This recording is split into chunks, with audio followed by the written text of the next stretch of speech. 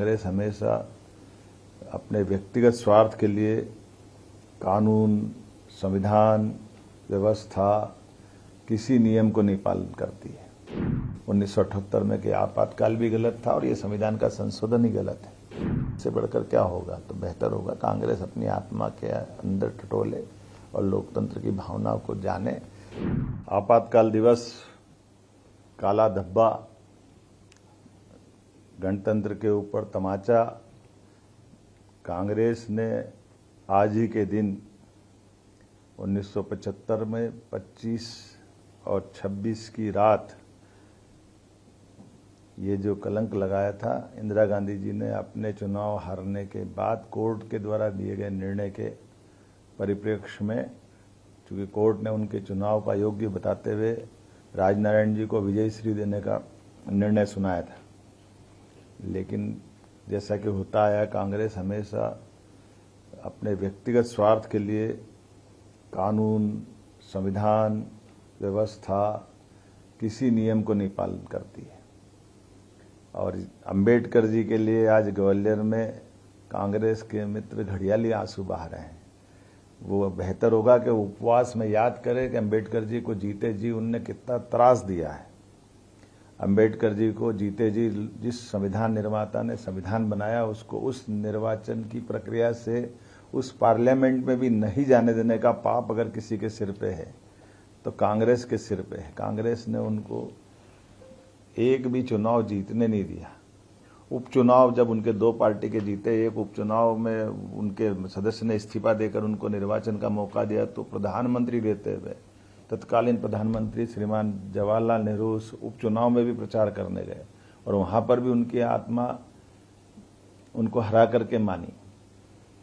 दुर्भाग्य के साथ कहना पड़ेगा, वो जीते जी उनको जितना कष्ट दिया, मरने के बाद भी, उनके शरीर छूटने के बाद, एक ऐसे महान अंबेडकर जी जिनने अपने जीवन के सभी पक्षों से समता आधारित समाज, संविधान, कितना योगदान दिया, लेकिन उनको देहावसान के बाद दिल्ली में उनके अंतिम संस्कार का भी मौका नहीं दिया है।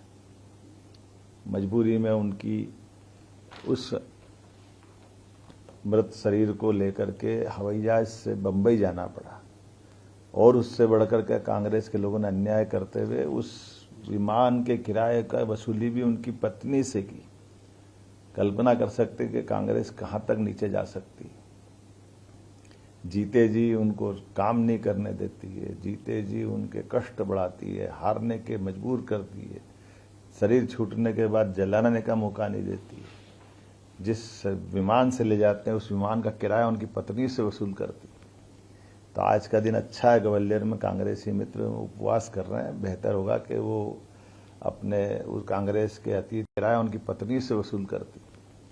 तो आज का दिन अच्छा है, ग्वालियर में कांग्रेसी मित्र उपवास कर रहे हैं। बेहतर होगा कि वो अपने उस कांग्रेस के अतीत के पापों की क्षमा प्रार्थना करें।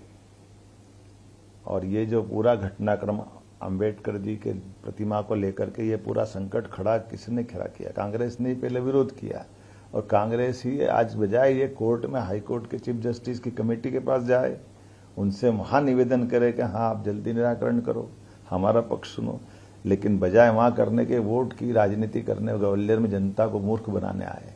जनता सब जानती है और बहुत अच्छा संयोग है। जिस दिन वो संविधान की आत्मा रोई थी, संविधान के साथ अन्याय करा था कांग्रेस ने, उस दिन उनने उपवास करते हुए ये दोनों झूठ के पर्दे खुलेंगे।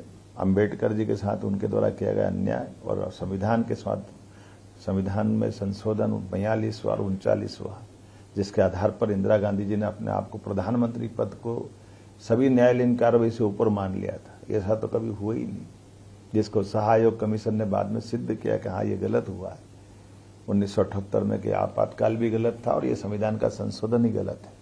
इससे बढ़कर क्या होगा? तो बेहतर होगा कांग्रेस अपनी आत्मा के अंदर टटोले और लोकतंत्र की भावनाओं को जाने। जनता इसीलिए उनको घर बिठाती है और ऐसी हरकतों से और जनता की निगाह में वो नीचे गिर रहे हैं। आप देख रहे हैं न्यूज़ UNI।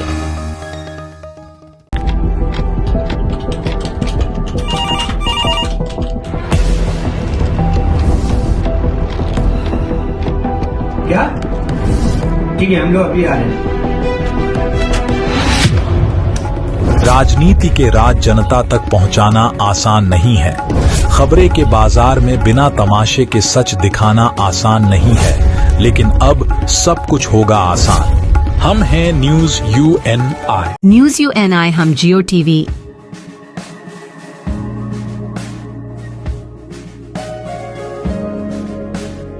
ई बाबा, हरे कृष्णा कृष्णा कृष्णा हरे हरे हरे राम रॉक टीवी,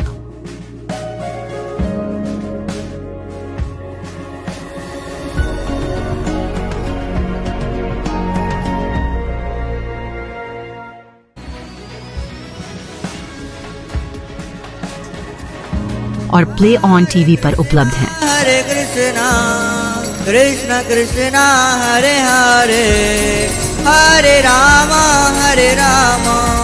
अधिक अपडेट के लिए YouTube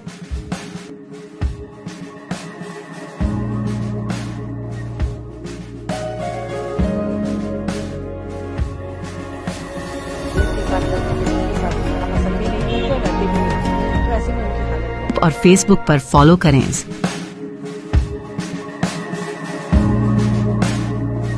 साल में एक भारत एक ऐसा देश है, सिर्फ एक इंडिपेंडेंट कंट्री के रूप में तो हम 1947 में हमने रूप लिया, पर we are also the mother of democracy. हमारे यहाँ 6th सेंचुरी BC में रिपब्लिक्स थी। डेमोक्रेसी जो है हर एक भारतीय के ब्लड स्ट्रीम में है, और ये संविधान हत्या दिवस जो है, कई लोग जो हैं जिनकी पैदाश 1975 के बाद हुई है, या जो अपोलोजिस्ट बनते हैं, हमारे एक राजनीतिक दल है उनके लोगों का, that it belongs to a bygone era. आप जरा सोचिए हुआ क्या था। मैं आपको याद करवाना चाहता हूं, सारा देश, the whole country, the nation was living in fear. 1,11,000 से अधिक विद्यार्थी, पत्रकार, एक्टिविस्ट, लेबर लीडर्स और बिल्कुल इनोसेंट सिविलियंस को किसी ट्रायल के बगैर जेल में डाल दिया गया। सिविल लिबर्टीज एकदम सस्पेंड कर दी गई, फंडामेंटल राइट्स सस्पेंड कर दिए गए। और 1975 में जो उस समय की सरकार ने किया, जो सबसे बड़ा मैसेज लगता है, सत्ता में रहने के लिए उन्होंने ये सारा कुछ किया। तो मैं आपको बताना चाहता हूं कि बड़े बड़े जो हमारे नेता थे उनके बारे तो सबको मालूम है, वाजपेयी जी, अडवाणी जी, हमारे साथ के लोग जिनके साथ हम पढ़े यूनिवर्सिटी में, Arun Jaitley ji, Ravishankar Prasad ji, they were just overnight, early in the morning imprisoned. एक पत्रकार हैं जिन्होंने इमरजेंसी पर एक किताब भी लिखी है। उन्होंने कहा कि सुबह 4 बजे लोगों को उठाना शुरू कर दिया, और क्या किया, डिफेंस ऑफ इंडिया रूल्स को इन्वोक किया, मीसा को किया। एक हमारे बिहार के नेता हैं, हमारी आइडियोलॉजिकली उनके साथ सहमति ना हो, लालू प्रसाद जी, उन्होंने अपनी बेटी का नाम मीसा भारती रखा। हमें इतनी पावरफुल ये थी। एक मशहूर न्यूज़पेपर है टाइम्स ऑफ इंडिया, उन्होंने 26 जून को लिखा, democracy beloved husband of truth and dear father of freedom passed away on 26 June. ये 26 जून का था। इमरजेंसी तो 23 हुई आज के दिन 50 वर्ष पहले।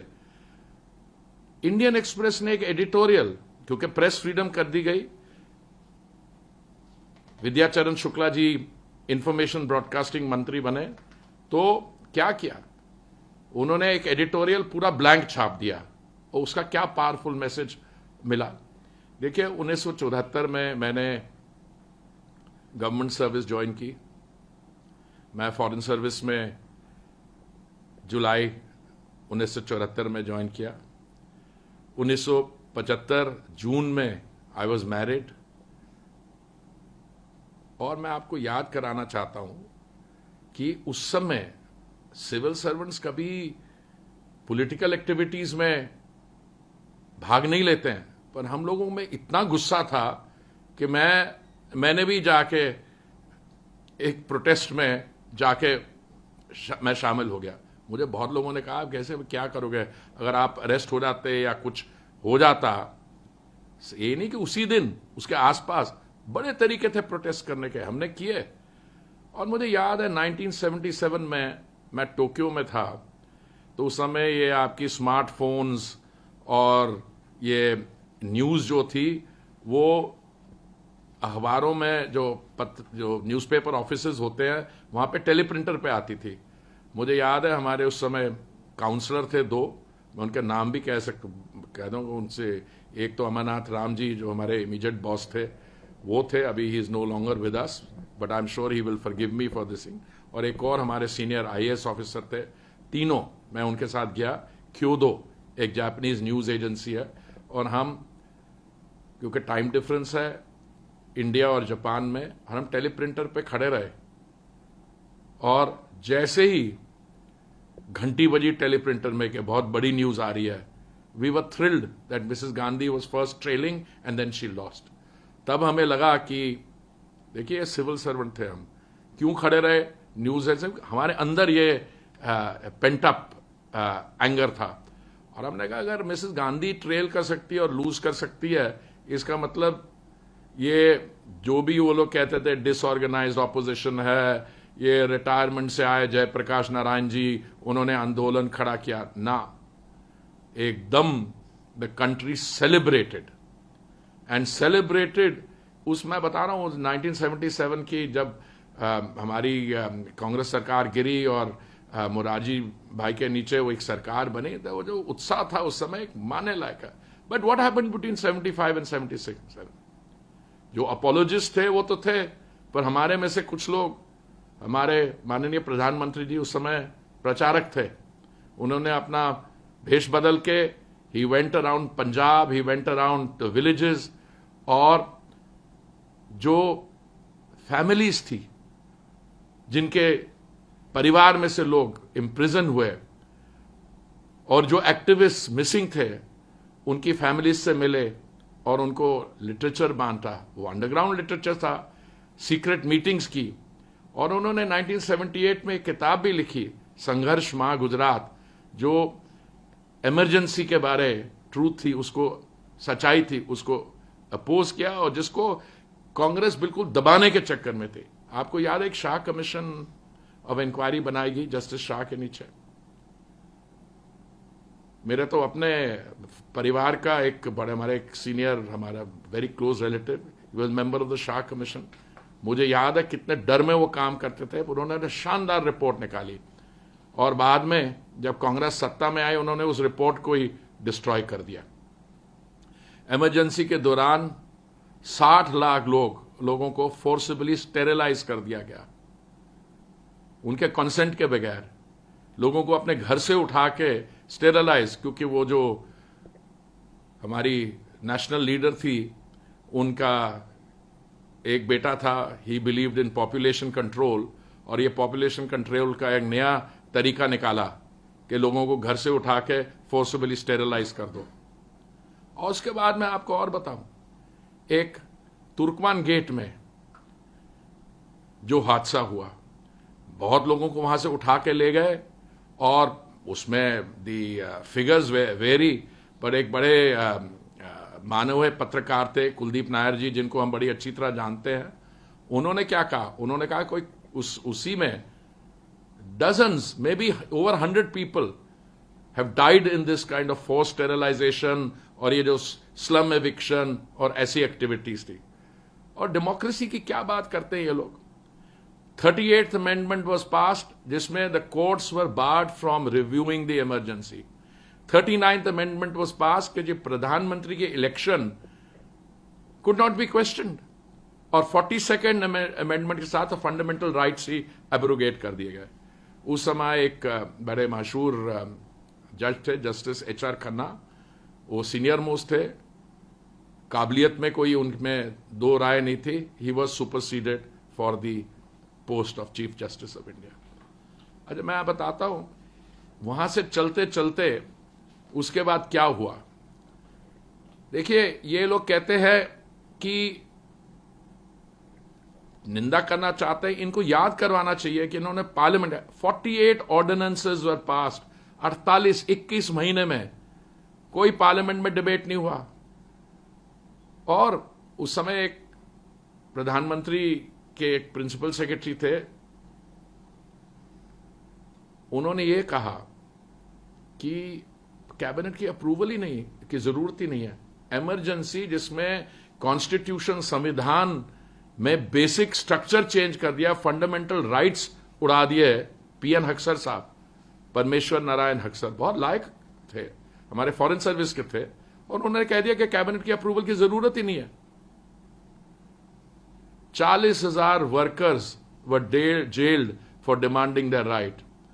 375 miners died in the 1975 Chasnala mine disaster, सरकार की नेग्लिजेंस के कारण। मतलब मैं कहता हूं कि ये जो सरकार ने निर्णय लिया है कि संविधान हत्या दिवस को ऑब्जर्व करने का लाभ बहुत ही हमारी डेमोक्रेसी के लिए जरूरी है। बिकॉज डेमोक्रेसी एक ऐसी प्रेशस, ये फॉर्म ऑफ गवर्नमेंट नहीं है, ये फॉर्म ऑफ लाइफ है। कई लोग, माफी चाहता हूं आप जैसे, जो जिनकी you are born much later than that, they don't even know that dark hour. अच्छा, ये नहीं कि पॉलिटिकल एक्टिविस्ट को इन्होंने टारगेट किया, ये जो हमारी एंटरटेनमेंट वर्ल्ड है, एक फिल्म बनी थी किस्सा कुर्सी का, उसके सारे प्रिंट इन्होंने जला दिया उठा के।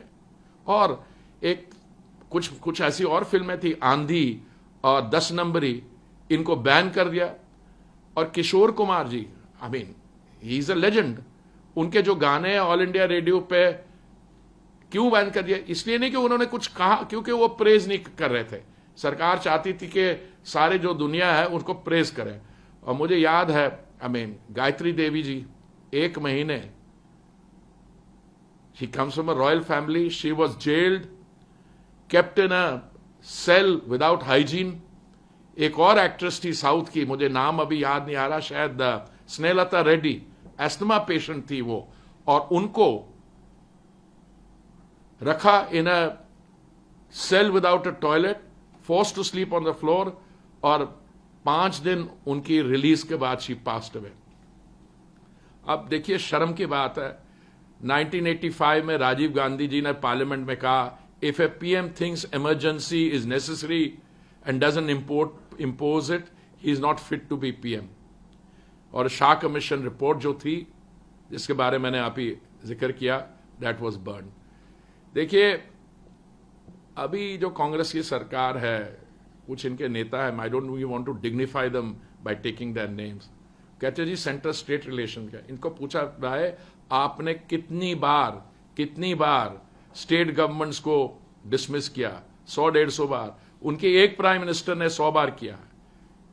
कर्नाटक में इन्होंने क्या किया? तेलंगाना में क्या किया? कर्नाटक में इन्होंने fake news bill to curb free speech. Telangana में 2 women journalists were jailed for criticizing CM Revanth Reddy. Himachal Pradesh में a bus driver and conductor were served notices for playing a Rahul Gandhi video. देखिए, ये सब एक कल्चर है, कल्चर ऑफ इंटॉलरेंस, एक culture of not respecting basic values. एक व्यक्ति थे धर्म सिंह रावत, अल्मोड़ा के, 15 महीने उनको जेल में रखा क्योंकि उन्होंने ही स्पोक आउट, और उनको खाना खिलाया गया rice mixed with pebbles and mud. Sanjay Goyal, एक 12 साल का बच्चा, was jailed during the emergency, a month and a half in jail। उसके बचपन छीन लिया गया। देखिए, emergency is not just a historical event, it is a living toxic truth of the Congress political mindset. तो इसलिए मैं कहना चाहूंगा, जो आज मंत्रिमंडल में रेजोल्यूशन पास हुई, it should be read by everyone, because that today Congress the lecture देती है डेमोक्रेसी और ह्यूमन राइट्स में। उन्होंने they snatch freedom from millions, why? To keep one family in power. इसलिए मैं कह रहा हूं, it's not just a historical event, हमारा बहुत लंबा इतिहास है। मैं हमेशा कहता हूं, हम एक संस्कृति, एक सभ्यता, we are one of the oldest civilizations. 6-7 centuries ago we were practicing democracy. We are the mother of democracies. We are today the world's largest democracy. और देखिए, the world's largest democracy में कभी कभी 50 वर्ष पहले क्या हुआ था? Innocent lives were snatched away. We need to tell our future generations, our children and our grandchildren, that this is the Congress party which talks of governance, and their action एक family को सत्ता में रखने के लिए, it was not only a blot on democracy but entire civilizational history में it is the darkest hour for democracy in India and for all freedom loving people throughout the world. But sir, the way Congress called it their emergency, and they said about the different things, that they raised 5 points, weakening the parliament, attacking the constitution, so many things. देखिए, कोई भी centre state relationship में हमारी सरकार, और हमारी सरकार की मैं बात कर रहा हूं सिर्फ 2014 के बात नहीं, उसके पहले भी वाजपेयी जी सत्ता में रहे, हमने ऐसी कॉन्स्टिट्यूशनल प्रोविजंस कभी इन्वोक की हैं? अगर मैं बड़े अपने शब्दों को नाप तोल के इस्तेमाल करना चाहता हूं, because I don't want to say this too much democracy, because I think there is no such thing as too much democracy. जो गाली गलोच हमारे इलेक्टेड लीडर्स के खिलाफ, the abuse and invectives which are hurled against us, किसी और देश में होता है? क्या होता है? Is anybody locked up as a result? Is anybody locked up as a result? No, they thrive because democracy is thriving. आपके हमारे साथ पॉलिटिकल डिफरेंसेस हैं, पर आप पॉलिटिकल डिफरेंसेस की क्या बात कर रहे हैं? आप आइडियोलॉजिकल डिफरेंसेस की क्या बात है? आपने जो फंडामेंटल प्रोविजंस हैं कॉन्स्टिट्यूशन में, सिविल लिबर्टीज, उन्हीं को सस्पेंड कर दिया। और मैं समझता हूं कि कांग्रेस के अपने सर्वाइवल के लिए अच्छा होता है इनके एक दो नेता जो बोल रहे हैं, परिवार के किसी व्यक्ति ने मुझे लगता है कोई स्टेटमेंट नहीं दी, कुछ तो अब कुछ अपनी नीस की कॉन्वोकेशन के लिए लंदन गए हुए हैं, कोई लीडर और बाकी जगह व्यस्त है, पर जो इन्होंने एक खरगे जी ने बोला it belongs to a bygone era. Kharge ji आप भी थे 50 वर्ष पहले, सिलेक्टिव एमनीसिया हो गया क्या? आपको याद नहीं है? हमें तो याद है। हम 1975 में आई वाज सिविल सर्वेंट इन दिल्ली, और 1977 मार्च में जब वो टेलीप्रिंटर की घंटी बजी, हम तो वो इम्प्रॉम्प्टू जापानी न्यूज एजेंसी के ऑफिस में अपनी तरफ से सेलिब्रेट कर रहे थे। तो देखिए, ये देश इनको फॉरगिव नहीं करेगा, और मैं समझता हूं the strongest preservation of democracy is to remind ourselves, जो उस दिन संविधान हत्या जो किया, टू रिकॉल दैट डे और recall the differences between governance. और उस समय कहां थे हम लोग 1975 में? Today you are a fourth largest economy, growing at almost thrice the GDP of the other countries with which you are competing, 1.5, 2 times their, twice or 3 times their rate of growth. Or we are, after 40 years, you are now, our good wishes are with the Group Captain Shukla on his way to the space station. Our prayers for all the other successes of Indians in different fields of life. An India which has overcome the disadvantages of 190 years of colonialism and today is setting the narrative. I think that is the difference. And democracy is a fulcrum. Democracy is this, not just the political lifeline, but it also represents the core of our culture. Thank you. आप देख रहे हैं news UNI। Well-Known Finance is a personal finance platform focused on empowering and serving millennials to take a well-informed decision while buying a financial product like home loan, car loan, business loan, personal loan, SME loans, insurance, etc. For further details, contact us. News UNI हम जियो TV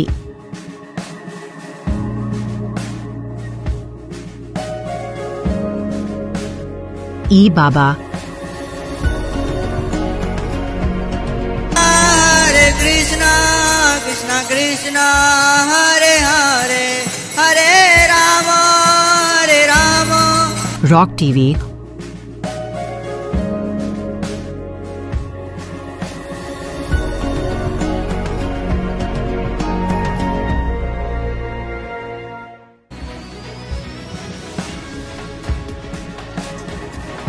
और play on TV पर उपलब्ध हैं। Hare Krishna, Krishna Krishna, Hare Hare, Hare Rama, Hare Rama. अधिक update के लिए YouTube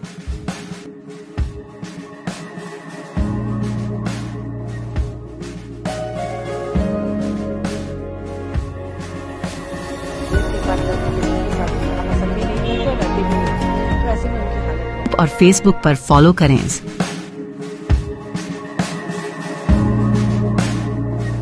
साल में एक The Union Cabinet, chaired by Honorable Prime Minister Shri Narendra Modi ji, resolved to commemorate and honor the sacrifices of countless individuals who valiantly resisted the emergency and its attempt at subversion of the spirit of Indian Constitution. A subversion which began in 1974 with a heavy-handed attempt at crushing the Navnirman Andolan and Sampoorn Kranti Abhiyan. To mark the occasion, a 2-minute silence was observed in today's meeting of the Union Cabinet as a tribute to those whose constitutionally guaranteed democratic rights were taken away and who were then subjected to unimaginable horrors. The Union Cabinet paid tributes to their exemplary courage and valiant resistance to the emergency's excesses. The year 2025 marks 50 years of the Samvidhan Hatya Divas, an unforgettable chapter in the history of India where the constitution was subverted, the republic and democratic spirit of India was attacked, federalism was undermined, and fundamental rights, human liberty and dignity were suspended. The Union Cabinet reaffirmed that the people of India continue to repose unflinching faith in the Indian Constitution and the resilience of the country's democratic ethos. It is as important for the young as it is for the old to draw inspiration from those who resisted dictatorial tendencies and stood firm to defend our Constitution and its democratic fabric. India, as the mother of democracy, stands as an example of preserving, protecting, and safeguarding constitutional values.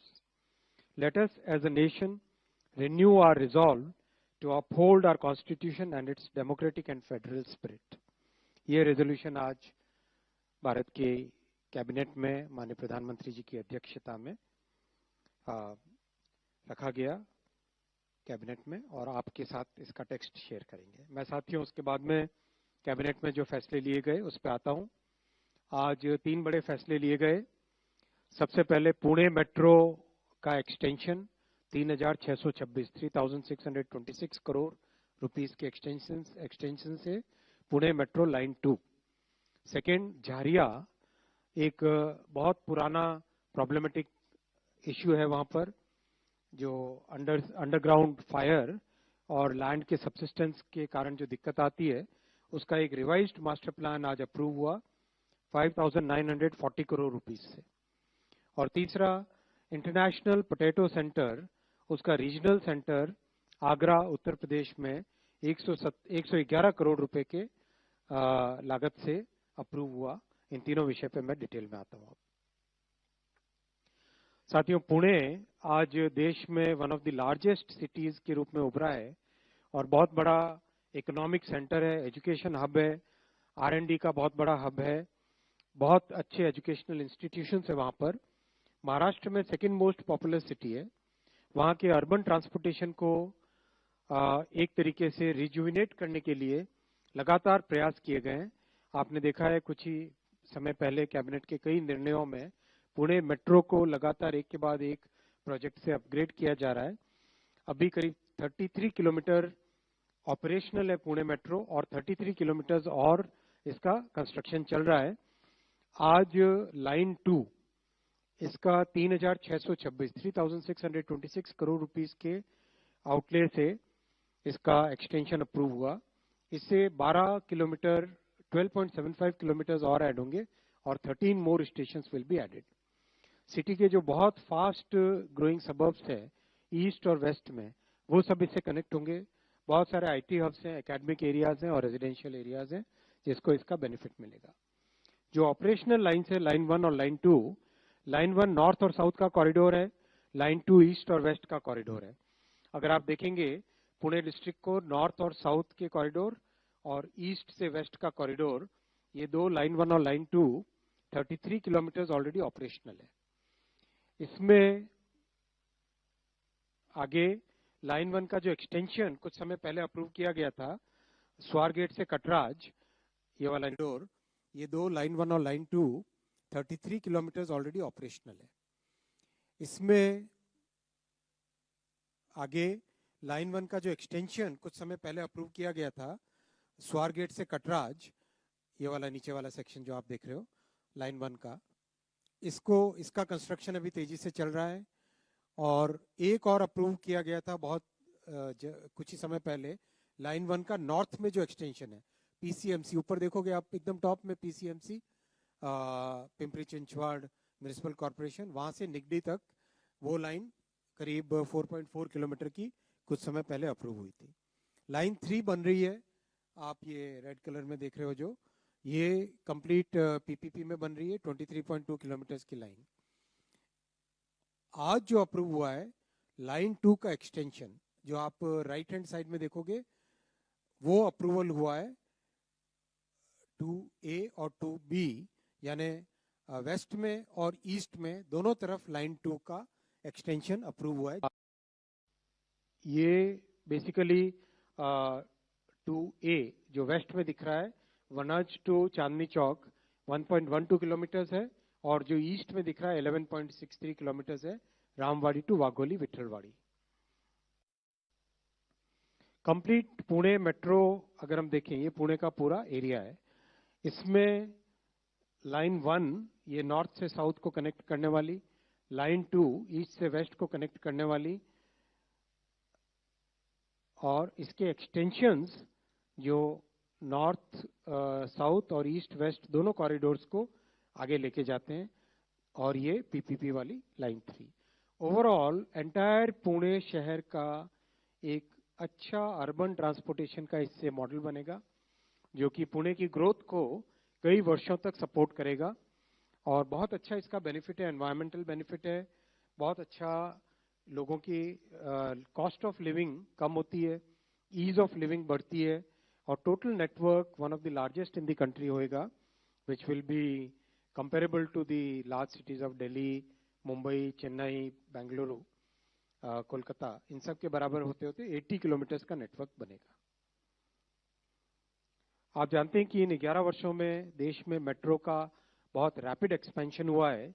2014 से पहले मात्र 5 शहर थे जिसमें metro थी, आज 24 शहर है जिसमें मेट्रो है। मेट्रो का नेटवर्क जहां 248 किलोमीटर टू 48 किलोमीटर था, आज 1000 किलोमीटर से ज्यादा 1036 किलोमीटर्स है।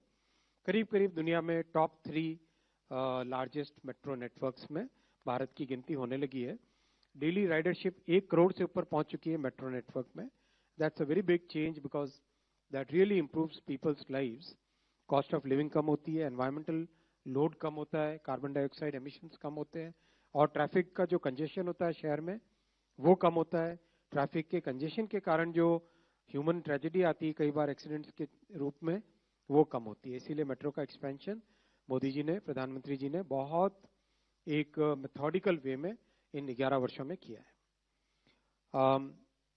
इन 11 वर्षों के काम में जो पिछला 1 वर्ष है, उस 1 वर्ष के काम में हमारे मिडिल क्लासेस के लिए और यंग जनरेशन के लोगों के लिए नई अपॉर्चुनिटीज क्रिएट हो, उसके लिए बहुत सारे इंफ्रास्ट्रक्चर के प्रोजेक्ट साथ में लिए गए.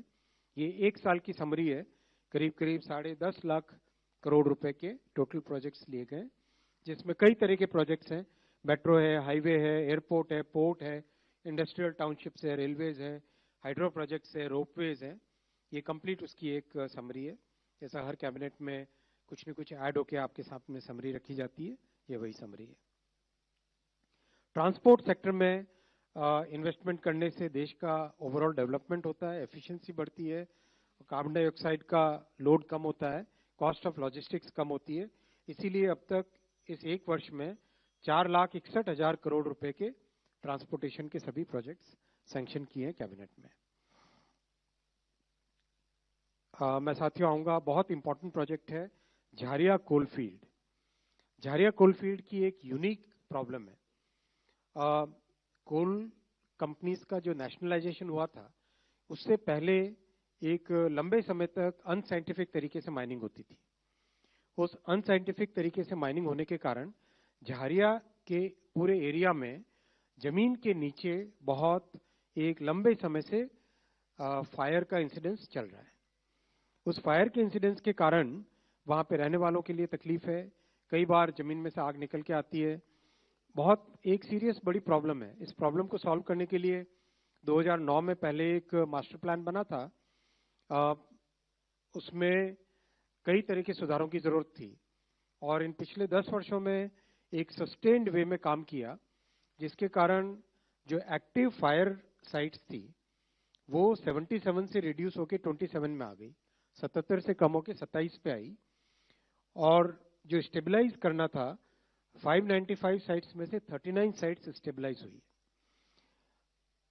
अब तक की जो लर्निंग रही, उस लर्निंग को लेके एक नया मास्टर प्लान आज कैबिनेट ने अप्रूव किया है, जो कि ये झारिया का नक्शा है. अगर आप देखें, झारखंड का वो हिस्सा जहाँ पे कोल की बहुतायत रहती है, ये दामोदर रिवर के साथ लगा हुआ धनबाद का एरिया, यहाँ पर झारिया कोल फील्ड है. इस तरह की परिस्थिति रहती है. रात में देखो, कई जगह पे जमीन में से आग निकली हुई दिखाई देती है. कई जगह जमीन धंस जाती है, क्योंकि नीचे आग लगने के कारण जो कोयला था वो कोयला प्रैक्टिकली फिनिश हो गया, तो वहां पे वैक्यूम सा क्रिएट हो जाता है, तो उसके कारण फिर जमीन धंस जाती है. तो ये सबसिस्टेंस का एक बड़ा एग्जाम्पल है आपके सामने. तो अब जो आज जो कैबिनेट में अप्रूव हुआ है नया मास्टर प्लान, 5,940 करोड़ रुपए का है. और इसमें फंडामेंटल चेंजेस जो आए, वो सबसे बड़ा इंस्टीट्यूशनल रीस्ट्रक्चरिंग, कैसे सिस्टम को और स्ट्रेंथन करें, टेक्निकल लोग साथ आए, वर्ल्ड ग्लोबल एक्सपर्ट्स हैं वो सब साथ आए, और जो लोकल नॉलेज है, जो वहाँ के निवासियों ने वर्षों से जो नॉलेज गेन की है, उस नॉलेज का उपयोग करके हम एक सॉल्यूशन लेके आ सके. पहला ये. दूसरा, रिहेबिलिटेशन ऑफ द फैमिलीज, जिनको अपना घर बार इन परिस्थितियों के कारण छोड़ना पड़ रहा है, उनको कैसे एक बेहतर जिंदगी दे सकें, बेटर स्किल दे सकें, बेटर लाइवलीहुड दे सकें, वो ध्यान में रखते हुए यहाँ पे किया गया है. और तीसरा, जो रिहेबिलिटेशन वाले एरियाज हैं, उसमें किस तरह से सोशल और इकोनॉमिक इंफ्रास्ट्रक्चर को बेटर करें, रोड्स हो, हॉस्पिटल्स हो, स्कूल्स हो, उन सबको स्ट्रेंथन करें. और चौथा, राज्य सरकार और वहाँ के बाशिंदे, उस एरिया में रहने वाले, धनबाद के झारिया के उस एरिया में रहने वाले जो निवासी हैं, जो परिवार हैं, उन सबको एक साथ, उन सबको साथ लेके, उनकी भावनाओं के साथ जुड़ के, उनकी जीवन शैली के साथ जुड़ के, उनकी ज़रूरतों को समझ के कंप्लीट मास्टर प्लानिंग और एग्जीक्यूशन किया जाएगा। वो इसका बहुत बड़ा एक फैक्टर है। मैं अब तीसरे आज के निर्णय पे आता हूँ। भारत विश्व में दूसरे नंबर का आलू का उत्पादक है। आलू में शक्कर मतलब पोटैटो और स्वीट पोटैटो, आलू और शकरकंद दोनों मिला के वर्ल्ड में सेकेंड लार्जेस्ट प्रोड्यूसर है और दुनिया भर में पहचान भी है भारत की। अब इस पहचान को एक साइंटिफिक तौर पे करके किस तरह से बेटर जर्म प्लाज्म डेवलप हो, किस तरह से इंटरनेशनल और नेशनल साइंटिफिक रिसर्च का उपयोग करें, फूड प्रोसेसिंग को कैसे हम सुधारें, इन सब को ध्यान में रखते हुए आगरा, उत्तर प्रदेश भारत में सबसे बड़ा आलू का उत्पादक है और उत्तर प्रदेश में जो आगरा के आसपास वाला क्षेत्र है वो बड़ा आलू का बेल्ट है। उस बेल्ट में आगरा में जो इंटरनेशनल पोटैटो सेंटर है उसका रीजनल सेंटर स्थापित किया जाएगा 111 करोड़ रुपए की लागत से। राज्य सरकार ने बहुत ही निर्णायक तरीके से काम करके जमीन दे दी है ऑलरेडी और अब वहाँ पे केंद्र सरकार और राज्य सरकार और इंटरनेशनल सेंटर के सहयोग से ये सेंटर बनेगा। इस सेंटर के बनने से देश में जो अगर हम कहें हमारे फूड ग्रेन्स दोनों राइस और वीट, उसके बाद में जो थर्ड मोस्ट कंज्यूम्ड प्रोडक्ट है, एग्रीकल्चरल प्रोडक्ट है, वो पोटैटो है।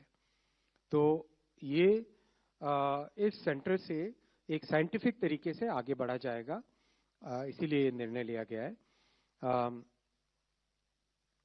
किसानों के हित में कई सारे निर्णय लिए गए अब तक, उसी कड़ी में ये एक महत्वपूर्ण निर्णय है। साथियों, इन 3 निर्णय और पहले रेजोल्यूशन के साथ ही साथ आज एक बहुत ही शुभ दिवस भी है। आज एक्शियम 4 मिशन, जिसमें हमारे ग्रुप कैप्टन शुभ्रांशु शुक्ला जी, आज इसका सक्सेसफुल लॉन्च हुआ है। तो भारत की कैबिनेट ने माननीय प्रधानमंत्री जी की अध्यक्षता में एक रेजोल्यूशन पास किया है। वो रेजोल्यूशन आपके सामने पढ़ूंगा। हम सबके लिए गौरव का दिन है ये। We welcome the successful launch of the space mission carrying astronauts from India, Hungary, Poland and the US. The Indian astronaut group captain Shubhranshu Shukla is on the way to become the first Indian to go to International Space Station. He carries with him the wishes, hopes and aspirations of 1.4 billion Indians. The cabinet wishes him and other astronauts all the success. धन्यवाद साथियों। मैं प्रश्न लूंगा। हमारे पास करीब 10 minute है प्रश्नों के लिए। आप देख रहे हैं news UNI। Wellman Finance is a personal finance platform focused on empowering and serving millennials to take a well-informed decision while buying a financial product like home loan, personal loan, business loan, loan against property, credit card, car loan, SME loan, insurance, etc. News UNI हम जियो TV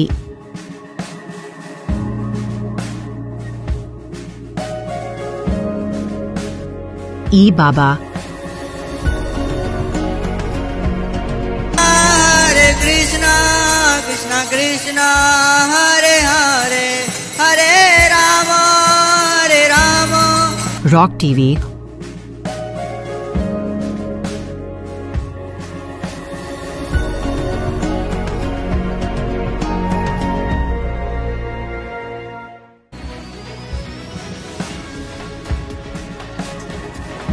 और play on TV पर उपलब्ध हैं। हरे कृष्णा कृष्णा कृष्णा हरे हरे हरे राम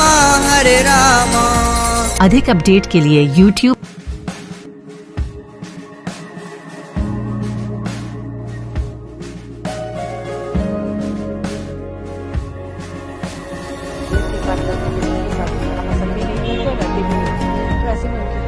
और Facebook पर follow करें।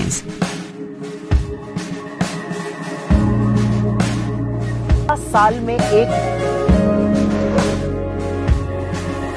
वो दिल्ली विश्वविद्यालय छात्र संघ के अध्यक्ष थे। उनके घर पुलिस पहुंची तो उनके फादर लॉयर थे। उन्होंने किसी तरह पुलिस को उलझाया और अरुण जी को उन्होंने पीछे के दरवाजे से निकाल दिया। और मैं तो 17 साल का था, फर्स्ट ईयर का स्टूडेंट था, मुझे बहुत ज़्यादा मालूम नहीं था। जब अरुण जी यूनिवर्सिटी में पहुंचे, उन्हें ये नहीं मालूम था कि पुलिस उन्हें ढूंढ रही है, उन्हें वापस विश्वविद्यालय नहीं जाना चाहिए। तो फिर हम लोगों ने एक जुलूस निकाला यूनिवर्सिटी में और उसमें हमने नारे लगाए, तानाशाही मुर्दाबाद, हमारे नेताओं को रिहा करो।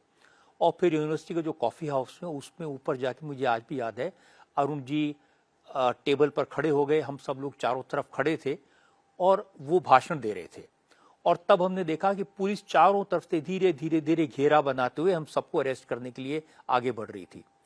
तो पुलिस स्टेशन जो SHO थे, वो सब लोग के दोस्त थे, उन्होंने धीरे से आके कान में कहा कि तुम लोग निकलो। तो हम लोग एक एक करके निकल गए, लेकिन अरुण जी को जिस साथी के स्कूटर पे बैठ के जाना था वो गायब हो गए।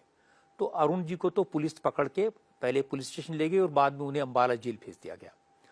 अब हमें समझ नहीं आ रहा था क्या करें। मैं और विजय गोयल दोनों साथ थे स्कूटर पे। रात को हमें पता चला कि सुबह अखबार नहीं आएंगे, क्योंकि अखबारों की बिजली काट दी गई थी, अखबारों पर सेंसरशिप लागू कर दी गई थी, अभिव्यक्ति की आज़ादी को पूरी तरह कुचल दिया गया था। दूरदर्शन था, ऑल इंडिया रेडियो था, वो पूरी तरह सरकार के कंट्रोल में था और हमारे पास में और बल्कि देश की जनता के पास खबरें जानने का कोई तरीका नहीं था। ये BBC से पता चला था कि देश में इमरजेंसी लग गई है और बाद में ऑल इंडिया रेडियो पर मिसेस गांधी ने अनाउंस किया। तो 2 दिन तक तो हम लोग भी परेशान थे, कभी किसी की दुकान पर सो जाते थे, कभी किसी के घर में सो जाते थे। हमारे घर में लगातार पुलिस हमें ढूंढ रही थी। फिर सोचा क्या करें। सबसे बड़ी बात यह थी कि लोगों को कुछ खबर नहीं पता चल रही थी।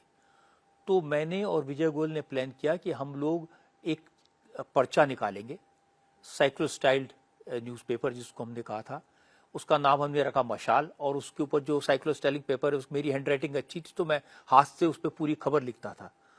तो मैं तो कहूँगा कि जर्नलिज्म में, पत्रकारिता में वो पहला स्टेप था जो ज़बरदस्ती मेरे सिर पे आके पड़ा। और फिर उस अखबार में हम लिखते थे कि सारे लीडर जेल में हैं, किसने भूख हड़ताल के, जो जो खबरें हमको मिलती थी। तो कई दिन तक वो सिलसिला जारी रहा और वो अखबार लेके हम फिर लोगों के घरों में डाल आते थे। वो काफी दिन तक ये सिलसिला हमारा चलता रहा। सर, एक लंबा समय आपका जेल में बीता, उम्र कम थी, कम उम्र में अचानक से, जो कि जुवेनाइल उसमें आते थे, कहीं भी लीगली परमिशन नहीं थी कि आपको जेल भेजा जाए। वो जो समय था और जिस ग्रुप के साथ आपको रखा गया था, उसके बारे में क्या कहेंगे? 2 बातें थी। पहली बात तो ये कि जिस दिन मुझे पकड़ा गया, जिस जगह से हम लोग, एक शर्मा न्यू आर्ट्स कॉलेज था, उनकी साइक्लोस्टाइलिंग मशीन पर रात के अंधेरे में वो अखबार निकालते थे, साइक्लोस्टाइल करते थे, वहां पर पुलिस का छापा पड़ा। विजय गोयल तो भाग गए, मैं पकड़ा गया और मुझे पुलिस ने हथकड़ी लगाई और पूरे रास्ते वो हथकड़ी से खींचते हुए पुलिस स्टेशन ले गए। और वहां फिर उन्होंने बहुत पिटाई की और मुझे कुर्सी पे बिठा के मेरे पांव सामने की कुर्सी पर बांध दिए और जो शिन्स हैं जो उनके ऊपर वो डंडे मारते रहे। तो खून भी बहता रहा, लेकिन वो मुझसे सवाल पूछ रहे थे कि मदन लाल खुराना कहाँ है, तुमने विजय गोयल को कहाँ भगा दिया, इसके लिए तुम्हें फाइनेंस कहाँ से मिलता है। तो पूरी रात ये सिलसिला चला और फिर उन्होंने, पुलिस वाले ने मुझे ये भी बता दिया कि आपके कोई कानूनी अधिकार नहीं है, हम चाहें तो आपको यहाँ गोली भी मार सकते हैं, हम चाहें तो आपको अभी खत्म कर सकते हैं।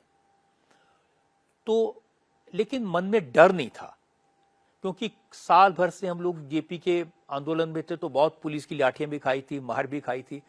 पहले भी 1-2 बार 1-2 दिन के लिए जेल गए थे, तो चिंता नहीं थी। फिर अगले दिन उन्होंने मुझे मजिस्ट्रेट के सामने पेश किया, मजिस्ट्रेट ने कुछ सुना नहीं। बस दुख ये था कि बाहर जो 30 हजारी कोर्ट के बाहर जो लोग खड़े थे, उस भीड़ में मेरे फादर खड़े थे और वो आना चाहते थे और वो मेरे पास तक नहीं आ पाए, पुलिस ने उन्हें रोक दिया। और फिर जब मैं तिहाड़ जेल पहुंचा, तो चूंकि मैं टीनेजर था, 17 साल उम्र थी, तो उन्होंने मुझे पॉलिटिकल वार्ड में भेजने के बजाय एक टीनेजर्स के वार्ड में भेज दिया, क्रिमिनल्स के साथ। उस वार्ड को कहते थे मुंडा खाना। वहां पर मेरे साथ जो लोग थे, मैंने उनसे पूछा भाई क्या करते। एक सेल थी छोटी सी जिसमें नॉर्मली 4 लोग रह सकते हैं, उसमें उन्होंने करीब 12 लोग बंद थे। तो रात भर, एक तो पहले उन्होंने मुझे पूछा आपको चोट कैसे लगी, तो मैंने बताया कि पुलिस ने मारा। तो उन्हें लगा अच्छा, तो उन्हें कहा कि आप तो पॉलिटिकल प्रिजनर हैं, आपको यहाँ नहीं आना चाहिए था। फिर मैंने पूछा आप लोग यहाँ क्यों हैं, तो एक ने कहा कि मेरा काम है मलकागंज से लेके कमला नगर तक का। मैंने पूछा क्या काम है, जेब काटने का। कोई दूसरा था जिसने बताया मेरा काम है मीटर चुराने का। उस वार्ड का जो इंचार्ज था उसने संगम सिनेमा पर मर्डर किया था, तो उसको उम्र कैद की सजा हुई थी। उस वार्ड का इंचार्ज था, वो थोड़ा पढ़ा लिखा आदमी था। उसने मुझे पहचाना और उसने कहा कि मैं आपको पॉलिटिकल वार्ड भिजवा दूंगा, क्योंकि हमारे यहाँ से लड़के पॉलिटिकल वार्ड में जाते हैं काम करने के लिए। करीब 2 दिन के बाद में वो पॉलिटिकल वार्ड में मैसेज पहुंचा और फिर वहां से जो हमारे दोस्त थे वो आए और मैंने देखा कि वो तो अच्छे खासे सफेद कपड़े पहने हुए, कुर्ता पजामा, और वो फिर मुझे ले गए। तो political ward like a prisoners camp, जिसमें एक डिस्पेंसरी भी थी, जिसमें एक किचन भी थी, जिसमें एक लाइब्रेरी थी और खाना वहीं बनता था और लोग लाइन में बैठ के खाना खाते थे। सबसे पहले मुझे डिस्पेंसरी ले गए, जो घाव थे उस पर दवाई लगाई, पट्टी बांधी, फिर एक उन्होंने मुझे सेल दिया, वहां पर बिस्तर था सोने के लिए, कुछ दवाई दी, और फिर सुबह जब मैं उठा तब मुझे पता चला कि मैं एक पॉलिटिकल वार्ड में आ गया हूँ। सर, ये जो 2 दिन का जो समय था, ये ट्रॉमेटिक मतलब किस तरह से आपके जहन में, और ये जो दर्द था ये कितना ज्यादा आपके लिए खतरनाक? 2 दिन वो बहुत ही ऐसे पेनफुल दिन थे जिनको मैं कभी भूल नहीं सकूंगा। एक तो चोट लगी हुई थी, खून बह रहा था, इलाज का कोई तरीका नहीं था, और उस वार्ड में न तो टॉयलेट था ठीक से, न खाने के लिए कुछ था। ये तो फॉर्चुनेटली उस नंबरदार जिसे कहते हैं, जो इंचार्ज था वार्ड का, जो मर्डरर था, उसने मुझे पहचाना और उसने मुझे थोड़ी बहुत मदद की। वो अपने सेल में खाना पकाता था, वो खाना उसने दिया, और वो मुझे बार बार पूछता था कि बीड़ी पिएंगे या सिगरेट पिएंगे या चाय पिएंगे। तो लेकिन वो 2 दिन ऐसा लगता था कि शायद अब जीवन यहीं खत्म हो जाएगा, इसके आगे अंधकार है, कोई रास्ता नहीं है, और मुझे इन क्रिमिनल्स के साथ रहना पड़ेगा, क्योंकि ये कल्पना नहीं कर सकते थे कि पॉलिटिकल वार्ड में कैसा एटमॉस्फेयर होगा। और फिर ये जो क्रिमिनल्स थे ये तरह तरह की बातें बताते थे। ये कहते थे कि अब आपको यहाँ रहना पड़ेगा, फिर एक दिन हवाई जहाज में बिठा के आपको साइबेरिया के रेगिस्तान में छोड़ देंगे। फिर किसी दिन, दूसरे दिन किसने कहा कि नहीं, मैं पॉलिटिकल वार्ड से खबर लेके आया हूं कि आप सारे प्रिजनर्स को अब वो एक शिप में बिठाएंगी इंदिरा गांधी, और उस शिप को समुद्र में डुबो देंगे। तो इस तरह की चीजें बार बार आती थी, तो मन में डर तो था लेकिन हिम्मत नहीं हारी। सर, और कौन कौन वो लोग थे जो कि जेल में आपके साथ रहे, जिन्होंने समय? अब आरएसएस के बहुत सारे लोग थे, जमात इस्लामी के बहुत सारे लोग थे, उसमें बीजेपी तो नहीं थी, उसमें जनसंघ थी, उसके लोग थे, और फिर कम्युनिस्ट थे। सभी लोग एक वार्ड में थे। समझिए कि वो जो वार्ड था पॉलिटिकल वार्ड, हमारा वार्ड नंबर 11, और उसकी दीवार के पीछे दूसरा वार्ड था, वार्ड नंबर 13।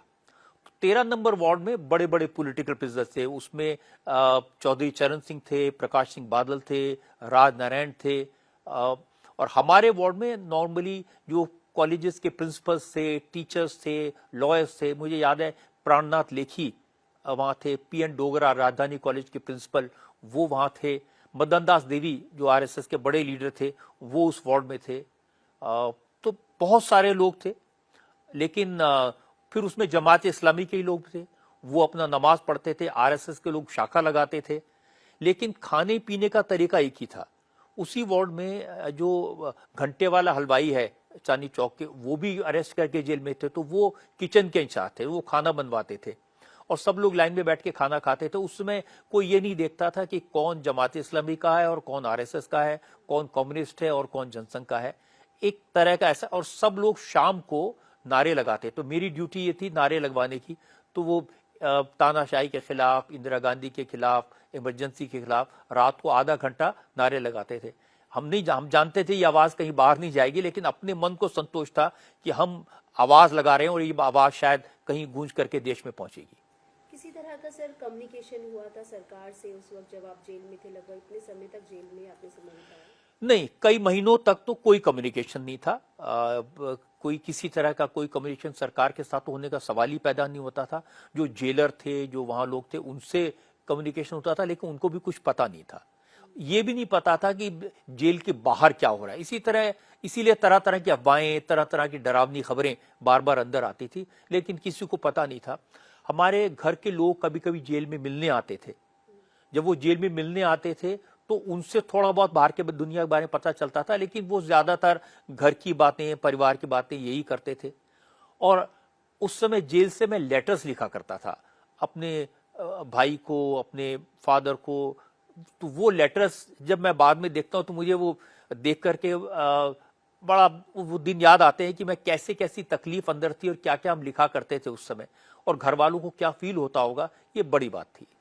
सर, जब जेल से बाहर आए तब आपने क्या आगे का सफर किस तरह से तय किया? जेल से बाहर आए तो वो आजादी का वक्त था। ऐसा लग रहा था कि न जाने कितने बरसों के बाद एक खुली हवा में सांस लेने का मौका मिल रहा है, अपनी बात कहने का मौका मिल रहा है। तो मुझे याद है कि सबसे पहले एक मीटिंग हुई कॉन्स्टिट्यूशन क्लब में, जिसमें चौधरी चरण सिंह ने एक छोटे से ग्रुप के साथ बात की, जिसमें सब पार्टियों के लोग, क्योंकि सब लोग इकट्ठा हो गए थे, और ये तय किया था कि दिल्ली के रामलीला मैदान में एक सभा की जाए। तो सबने कहा रामलीला मैदान में कोई नहीं आएगा, इतने आप भर नहीं पाएंगे, तो कॉन्स्टिट्यूशन क्लब के एक कमरे में सभा कर लेते हैं। फिर दिल्ली के एक एमपी थे कंवरलाल गुप्ता, उन्होंने कहा नहीं, कॉन्स्टिट्यूशन क्लब के लॉन में कर लेते हैं। फिर तीसरा जब वहां तक आया और देखा कि लोगों के अंदर उत्साह है, जोश है, आना चाहते लोग, फिर तय किया गया नहीं, रामलीला मैदान में ही करेंगे, लेकिन आधा रामलीला मैदान कवर करेंगे, आधे को छोड़ देंगे। और मुझे याद है जब वो पब्लिक मीटिंग हुई, रामलीला मैदान तो खचाखच भरा हुआ था, उसके आसपास की जो सड़कें थी, आसफ अली रोड, दरियागंज, पांव रखने की जगह नहीं थी।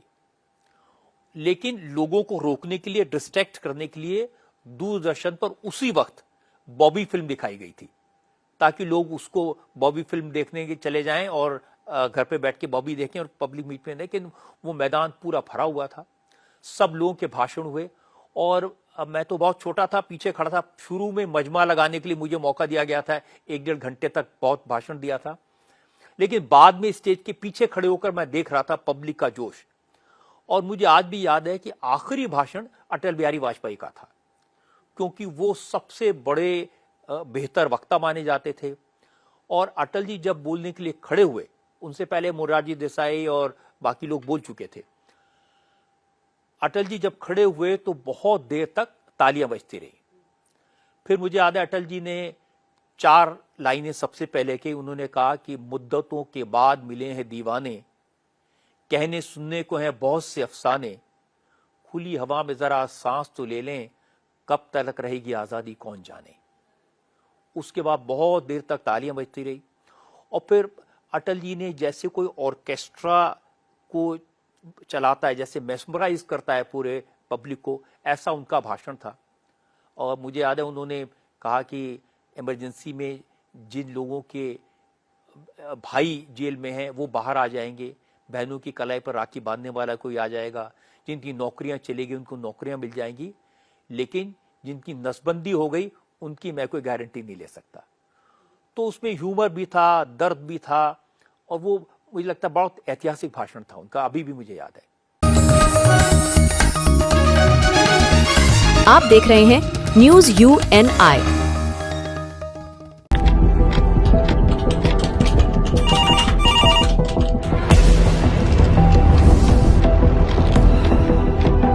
क्या?